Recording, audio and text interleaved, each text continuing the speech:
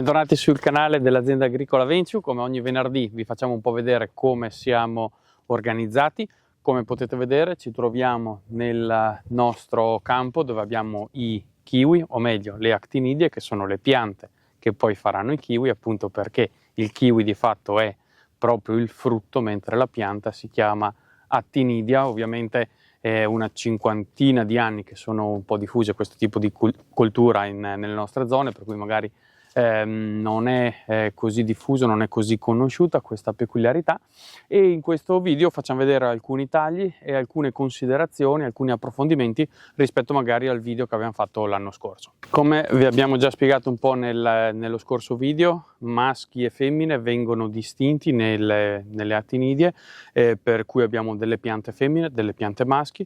In questo video magari ci concentriamo più sui tagli che andiamo a fare sulle piante femmine, che ovviamente sono quelle che poi porteranno il frutto, quelle forse più interessanti da un punto di vista tecnico di produzione. Ovviamente questo sarà un video di potatura della pianta in quanto pianta che andrà a produrre, quindi è una potatura di produzione, non è una potatura diciamo di così estetica, e quindi vediamo subito magari alcune considerazioni da fare quando ci si approccia a questo tipo di potatura. Prima di iniziare vi mettiamo il link del video che abbiamo fatto l'anno scorso, così magari vi potete recuperare alcune nozioni.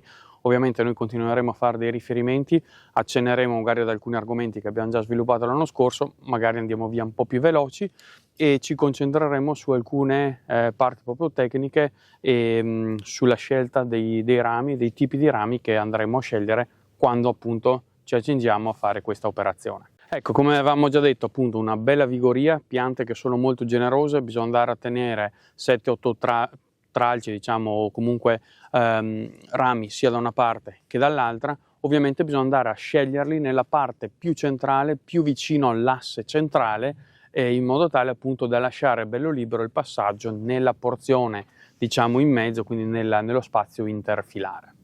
Ecco, facendo questa operazione ci viene incontro anche la pianta. Perché? Perché nelle prime gemme dei tralci o dei rami che abbiamo lasciato negli scorsi anni, proprio in queste prime porzioni le gemme daranno dei rami che porteranno non tanto frutto, non spingeranno nella parte fruttifera, ma spingeranno nel legno. Quindi vuol dire che in quella porzione andremo poi a trovare delle gemme che daranno origine a rami, principalmente a rami lunghi o medio lunghi, e sfrutteremo proprio la presenza di queste gemme, cosiddette gemme a legno, proprio per andare di anno in anno a intercettare i nuovi rami da tenere durante la potatura. Ecco, prima di tutto noi andiamo a liberare un po' dalle legature i rami dell'anno scorso, in modo tale da evidenziare meglio i rami che dovremo andare a tenere e liberarci un po' di spazio in questa porzione, in modo tale da poter accedere in modo abbastanza veloce, senza problemi, alla pianta dell'actinidia.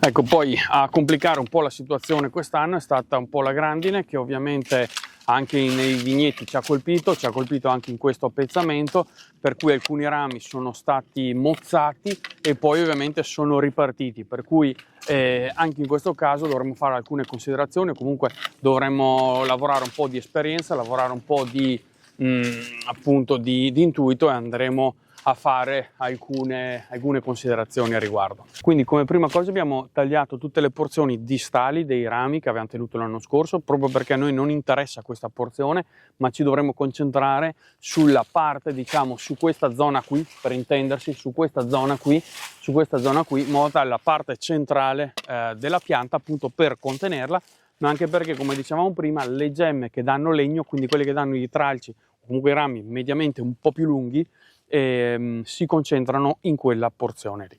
Ecco, noi dobbiamo sempre lavorare nell'ottica di tenere come capo a frutto, diciamo come ramo che poi andrà a portare frutto, un ramo di un anno. Ora vedete, questo è il ramo che abbiamo legato, questo è un altro ramo, questo è un altro ramo che abbiamo legato l'anno scorso, quindi questo di fatto è un ramo che ha 2 anni, e ogni gemma ha buttato fuori alcuni germogli che hanno portato frutto. Come vedete, questi sono i peduncoli da cui abbiamo staccato il kiwi, quindi il frutto. Ora, questo sarebbe un ramo di un anno tecnicamente, ma noi questo lo scartiamo, sia perché ormai nella porzione distale e mi andrebbe a creare volume in questa zona e non ho interesse, ma se noi andassimo a potare semplicemente così e andassimo a tenere questo, ovviamente è un ramo abbastanza corto che a noi non interessa metterlo in produzione. Piuttosto andremo a cercare nelle porzioni, come dicevamo, iniziali della pianta, dove avremo delle gemme che hanno lavorato a legno e avremo dei rami lunghi appunto da poter fare proprio questo lavoro che abbiamo fatto anno dopo anno e quindi anche l'anno scorso, e venire fino qui a legare i rami. Quindi anche in questo caso, come abbiamo fatto dall'altro lato, andremo a tagliare tutte queste porzioni per liberarci dello spazio e ci concentreremo ovviamente nelle porzioni più legate, diciamo, alla testa della pianta stessa. In questo caso è proprio un esempio pratico che vediamo se riusciamo a spiegarci ancora meglio con appunto questo esempio.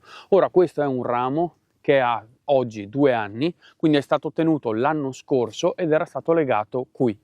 Ora è evidente come nelle porzioni più distali le gemme erano gemme a frutto cosiddetto, nel senso che qui abbiamo staccato dei piccioli, quindi dei kiwi dai piccioli, però i rami sono relativamente corti, mentre nelle porzioni più vicini, quindi più prossimali alla testa della pianta, abbiamo questo bel ramo lungo che però non ha di fatto piccioli da stacco, quindi probabilmente non avremo trovato kiwi qui, e questo ci fa capire come nelle porzioni più prossimali alla testa della pianta avremo dei rami che danno appunto delle gemme con prevalenza a legno, mentre nelle porzioni distali del ramo avremo gemme che mi daranno principalmente frutto. Ecco, per approfondire il discorso delle gemme, qui ci troviamo in una pianta già potata e legata, quindi noi abbiamo trovato questo ramo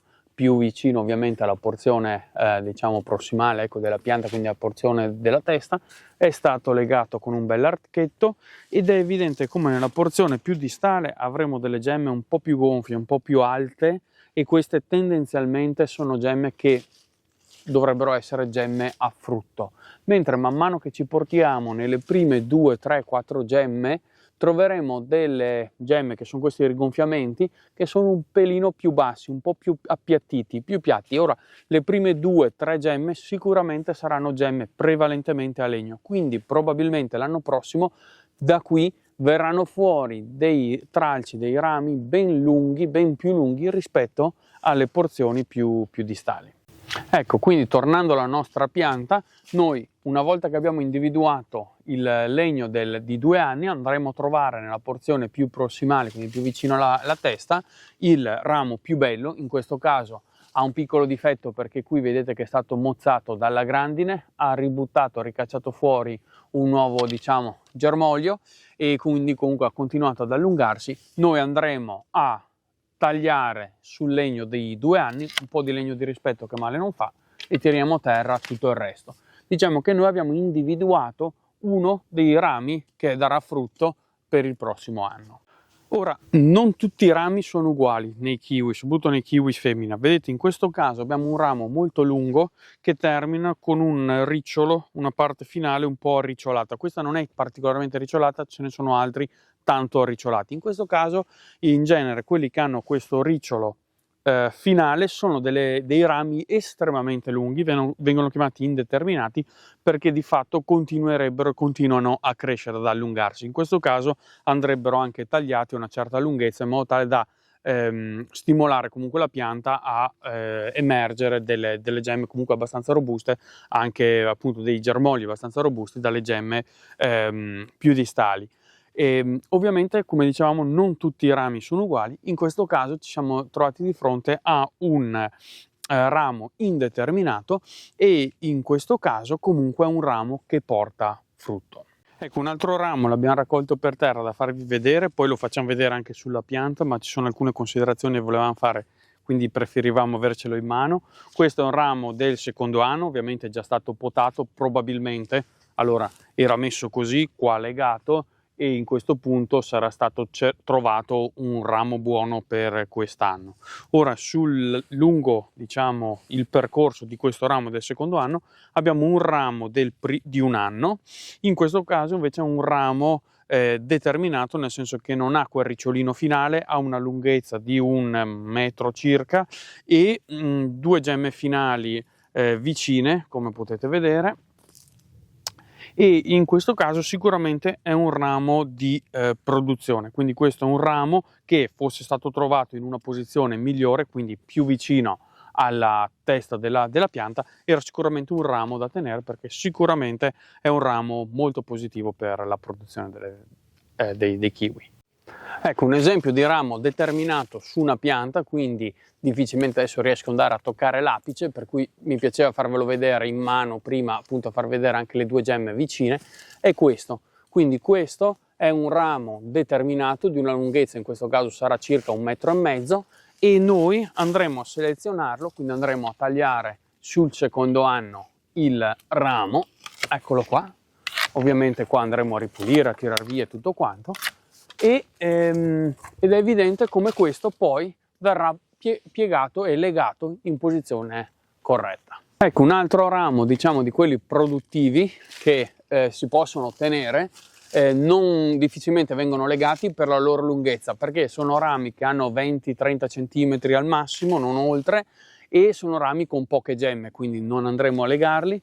Questo è uno per esempio, questo è l'altro, questo per esempio è un altro ancora. Sono rami che finiscono sempre con 2 gemme ravvicinate tra di loro in punta. Questo per esempio un altro, qua si vede benissimo la doppia gemma. In questo caso sono rami di buona produzione, nel senso che comunque andranno a portare frutto, però generalmente la pezzatura tende a essere un po' piccola del kiwi, ma possiamo tenerli, male non fanno, non creano grandi ingombri, ovviamente non vengono legati perché la lunghezza di questi tralci non ne consente la legatura. Ecco, quindi diciamo, seguendo queste piccole regole generali è possibile andare a potare la nostra attinidia, quindi la nostra pianta che poi produrrà i kiwi. Come vedete cerchiamo sempre di fare tagli sul legno di 2 anni, quindi tagli abbastanza leggeri, non troppo impegnativi per anche la rimarginazione della pianta. Andremo a creare un ordine alla pianta stessa, ovviamente fermo restando che ogni anno viene fatta queste operazioni appunto di potatura. Ovviamente facendole anno dopo anno tutte queste operazioni vengono facilitate, perché se noi il kiwi attendessimo di potarlo sospendessimo diciamo la potatura per 2 o 3 anni, diventerebbe un bel groviglio, che già è impegnativa come potatura, già bisogna insomma destreggiarsi abbastanza bene, però appunto ecco creeremo delle belle confusioni. In questo modo, continuando a potarlo anno per anno, il kiwi viene contenuto, viene ovviamente messo nelle condizioni di andare a produrre, viene allevato in modo corretto e ci consente appunto di andare a fare la raccolta ogni anno. Ecco, adesso noi proseguiamo con la potatura, vi lasciamo un po' di time lapse così vedete un po' come siamo noi, diciamo, alle prese con la potatura. Ci vediamo nella seconda parte del video, dove vi facciamo le ultime considerazioni, alcune considerazioni importanti soprattutto su un altro tipo di ramo che non abbiamo menzionato finora diciamo così, nel numero diciamo di rami presenti nella casistica, diciamo così, dei rami che si possono incontrare durante la potatura dell'attinidia.